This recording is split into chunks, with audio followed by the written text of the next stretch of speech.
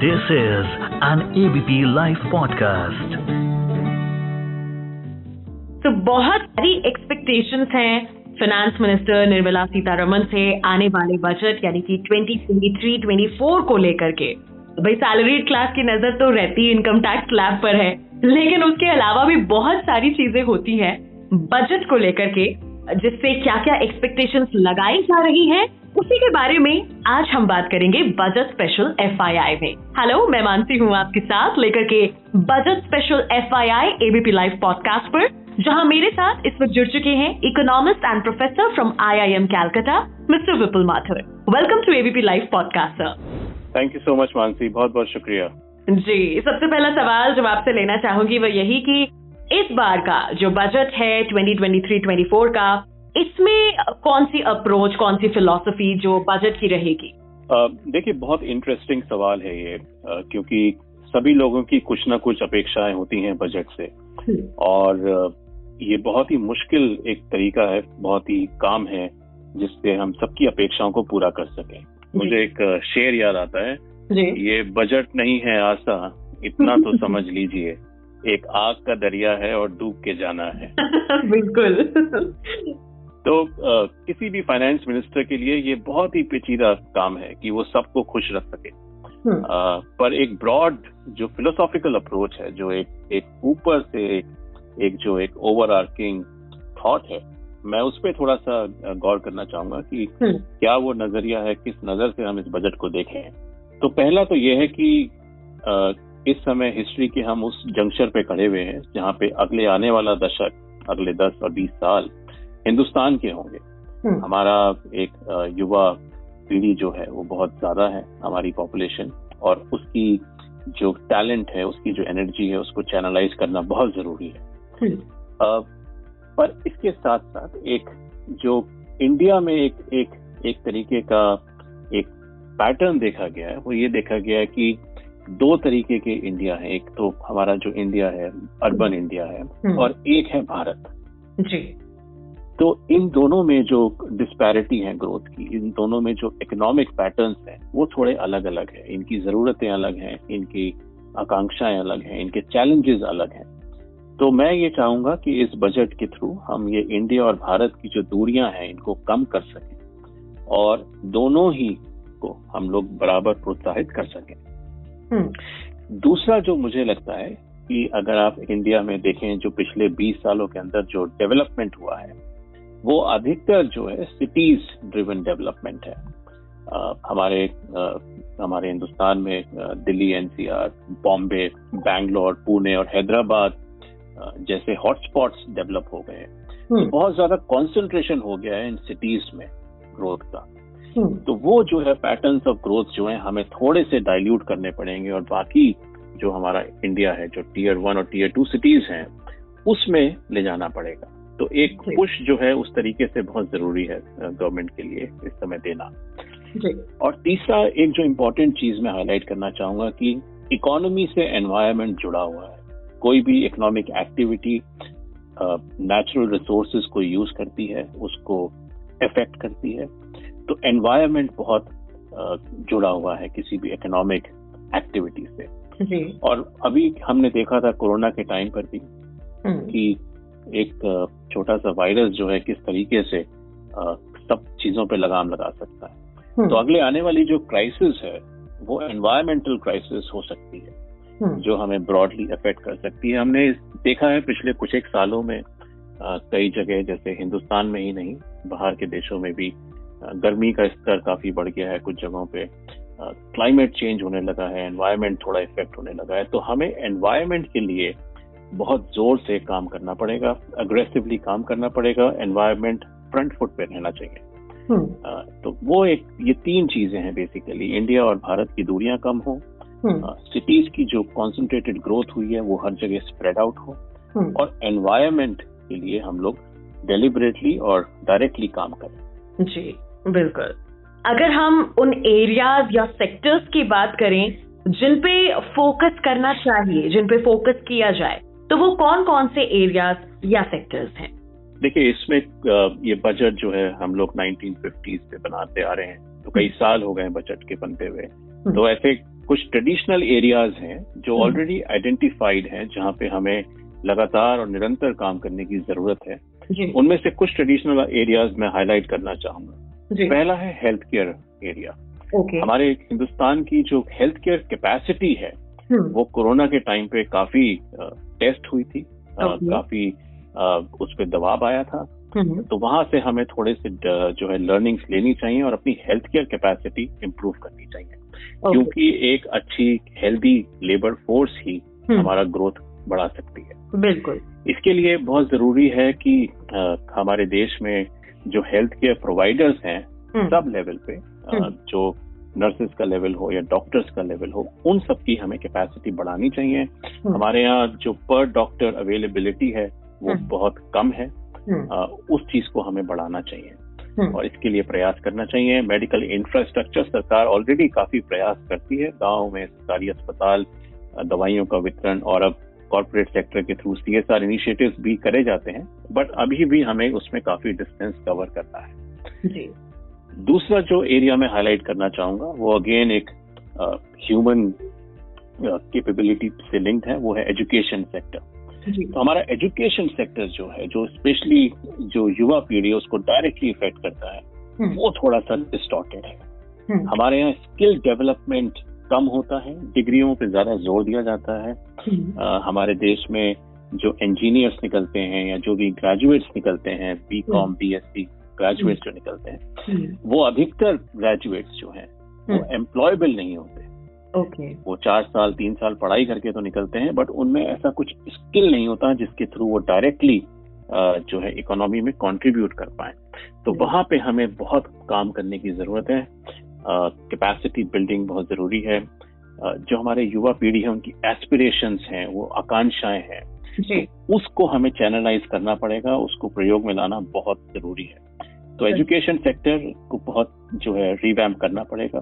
Private initiative जैसे edtech वगैरह ने काफी हद तक किया है, बट वो भी पूरी तरीके से अभी भी वो संपूर्ण नहीं हुआ है वो काम। तो इस सेक्टर को संगठित करना बहुत जरूरी है। जी। कोई नए तीसरा सेक्टर जो मैं बता रहा था कि ये मैन्युफैक्चरिंग सेक्टर जो है वो उस पे काफी जो है इस समय इनिशिएटिव्स लेने की जरूरत है। 1990s के लिबरलाइजेशन के बाद इंडिया में सर्विसेज सेक्टर जो है वो टेक ऑफ हो गया था और उसी का वो परिणाम है जो हम आज अच्छा परिणाम जो है वो देख रहे हैं कि हमारा देश में IT सर्विसेज सेक्टर बहुत ज्यादा है, बहुत अच्छा और बहुत हेल्दी कंट्रीब्यूटर है GDP का। बट मैन्युफैक्चरिंग सेक्टर कहीं ना कहीं जो है पीछे छूट गया। अगर हमें $5 ट्रिलियन इकोनॉमी का वो सपना साकार करना है तो हमें अपने मैन्युफैक्चरिंग सेक्टर पे बहुत जोर डालना पड़ेगा, जिसके लिए सरकार ने पहले भी कई सारे इनिशिएटिव्स लिए हैं। जैसे MSME सेक्टर के लिए सरकार कई सारे इनिशिएटिव्स लेती है, बट वहां पे निरंतर प्रयास करने की जरूरत है। तो आप मुझसे पूछ रही थी कि नए एरियाज क्या है, तो मैं नए एरियाज पे आता हूँ। नए एरियाज में मुझे लगता है कि हमारे जो अगले ये जो बजट बने इसको थोड़ा सा फ्यूचरिस्टिक होना जरूरी है, थोड़ा सा भविष्यवादी अगर ये रहे, उसकी ओरिएंटेशन रहे तो हमारे लिए अच्छा होगा। उसमें कई चीजें आ जाती हैं, जैसे इस समय टेक्नोलॉजी जो है बहुत ही तेजी से बदल रही है। अभी आर्टिफिशियल इंटेलिजेंस, मशीन लर्निंग का जमाना आ गया है, तो उसके लिए हमें जो है तैयार करना है अपनी इकोनॉमी को। तो बजट में चाहता हूँ कि थोड़ा सा उस तरफ भी उसका रुझान रहे। दूसरी चीज जो बहुत तेजी से बदल रही है वो है मनी। अभी आपने हाल फिलहाल में सुना होगा कि नवंबर दिसंबर के आसपास RBI ने डिजिटल करेंसी लाया थे और क्रिप्टोग्राफी टेक्नोलॉजी जो है उसको यूज करके ये CBDC लाए हैं। तो ये मनी जो है ये अपना रूप बदल रहा है और इसके बदलने से जो क्रेडिट है वो भी अपना रूप बदलेगा और क्रेडिट जो है इंडियन इकोनॉमी में बहुत ज्यादा जरूरत है। Peer to peer lending for example, ये मार्केट्स ग्रो कर रहे हैं बट उतना कॉन्फिडेंस अभी इन मार्केट्स में नहीं है। तो इस बदलते मनी के रूप में हमें जो है इसको इस तरीके से चैनलाइज करना है कि ये हमारी इकोनॉमिक ग्रोथ में सहायता कर सके। और तीसरा जो एरिया है वो है इकोनॉमिक स्ट्रक्चर का। तो अब हमारी इकोनॉमी जो है अगर आप उसका स्ट्रक्चर गौर करें तो वो इंडस्ट्रियल इकोनॉमी से थोड़ा सा अलग हो रही है। अब ये एक इंडिविजुअल ड्रिवन इकोनॉमी बन रही है, ये एक नॉलेज इंफॉर्मेशन बेस्ड इकोनॉमी बन रही है, बन चुकी है काफी हद तक और भी आगे बनेगी। प्लेटफॉर्म मार्केट प्लेसेस जैसे Amazon वगैरह, फ्लिपकार्ट, ये सब राइज हुए हैं। फ्रीलांसर्स को काफी इकोनॉमी में अब जो है काम मिल रहा है। और एक फ्रेज है अटेंशन इकोनॉमी, जो कंटेंट क्रिएशन की जो इकोनॉमी है, ये एक नया डेवलपमेंट है जो पिछले 2-3 सालों से इसने काफी मोमेंटम पकड़ा है। तो इस बदलते हुए इकोनॉमिक स्वरूप को देखते हुए थोड़ी सी पॉलिसीज अगर इस तरफ भी सपोर्ट करें तो अच्छा रहेगा। जैसा कि मैंने कहा, मतलब इतनी सारी ख्वाहिशें हैं कि हर ख्वाहिश पे दम निकले। बहुत निकले मेरे और मगर फिर भी कम निकले। तो एक तरीके से कहना चाहिए एक डिजिटल इंडिया की तरफ जो हम काफी हद तक बढ़ रहे हैं, तो एक डिजिटल जो बजट है उसका भी एक एस्पिरेशन जो आपने बताया होना ही होना चाहिए। जी। बजट और स्टॉक मार्केट, क्या एक्सपेक्टेशंस है सर इस बार? देखिए, बहुत इंटरेस्टिंग सवाल है क्योंकि स्टॉक मार्केट्स अभी हाल फिलहाल में दोबारा से झटका हुआ है। स्टॉक मार्केट्स गिर रहे हैं इंडिया में। तो स्टॉक मार्केट्स यूजुअली जो है न्यूज में रहते हैं, कभी या तो बुल मार्केट होता है या बेयर मार्केट होता है। और स्टॉक मार्केट्स की तरफ से काफी राय प्रतिक्रियाएं आती हैं बजट को लेते हुए। मेरा ये मानना है कि कुछ डायरेक्ट चीजें हैं जो स्टॉक मार्केट की हमें जो स्टॉक मार्केट के नजरिए से हमें थोड़ा सा बजट में फाइन ट्यून करनी चाहिए। जैसा कि मसलन मैं आपको बताऊं कि गवर्नमेंट फाइनेंसेस की हम बात कर रहे थे पहले, गवर्नमेंट एक्सपेंडिचर की बात करी थी, जिसमें हमने देखा था कि फिस्कल डेफिसिट होता है। जो डिफरेंस होता है आपकी आमदनी और आपके खर्चे में। तो अगर आपका 100 रुपए का जो है आमदनी हुई है और 105 रुपए का खर्चा हुआ, तो 5 रुपए का जो डेफिसिट बनता है, ये गवर्नमेंट जो है अक्सर बोरो करती है। तो इससे क्या होता है, गवर्नमेंट का डेट बढ़ जाता है, गवर्नमेंट का जो उधार है वो बढ़ जाता है। पिछले कोरोना क्राइसिस में 2020 में और 2021 में हमारी सरकार ने कई सारे ऐसे प्रयास किए थे, कई सारे स्कीम्स लॉन्च करी थी जिनके थ्रू ज्यादा पैसा खर्च होना हो गया और हमारा जो डेट है वो थोड़ा सा बढ़ गया। तो ये डेट मार्केट जो है ये एक तरीके से फाइनेंशियल मार्केट्स का एक पार्ट है। और अगर डेट जो है ढंग से मैनेज नहीं करेगी सरकार, तो फाइनेंशियल मार्केट्स फिर उस हिसाब से रिएक्ट करेंगे। तो जहां तक फाइनेंशियल मार्केट का सवाल है, तो डेट मार्केट जो है, डेट सिचुएशन जो है, वो सरकार को जो है अपनी जो वित्तीय जो पोजीशन है उसको ढंग से मैनेज करना चाहिए।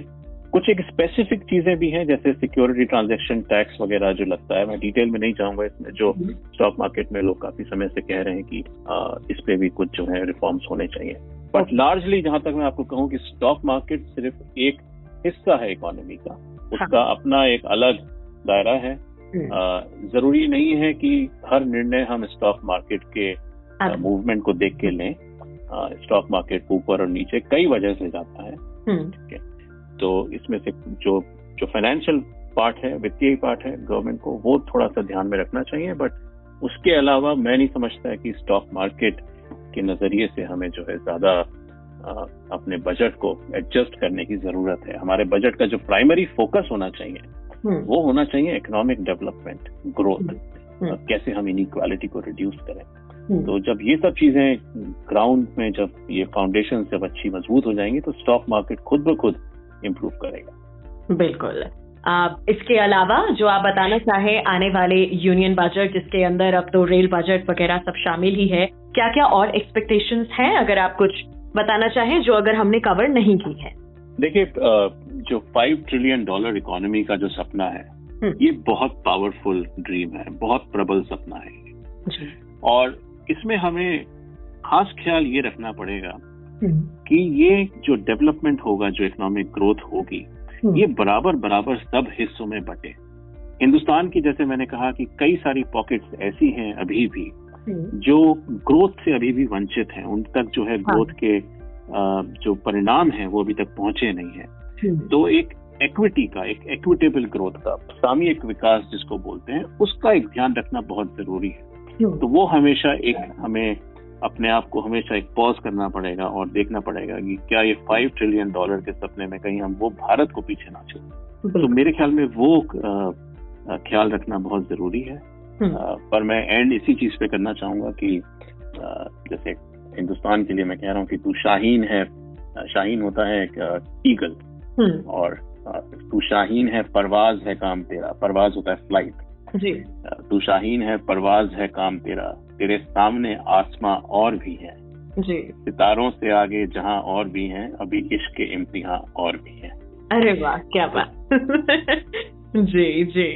तो thank you so much sir हमारे साथ जुड़ने के लिए एबीपी लाइव पॉडकास्ट पर बजट एक्सपेक्टेशंस को बताने के लिए गहराई से, जो आम लोगों को भी काफी अच्छे से समझ में आएंगी। इस बजट स्पेशल FYI में अब सबसे मुलाकात होगी 1 फरवरी को, जहां डिटेल में चर्चा करेंगे कि बजट 2023-24 हमारे लिए आखिर क्या कुछ लेकर के आया है, देश के लिए क्या कुछ लेकर के आया है। Once again thank you so much for joining ABP live podcast.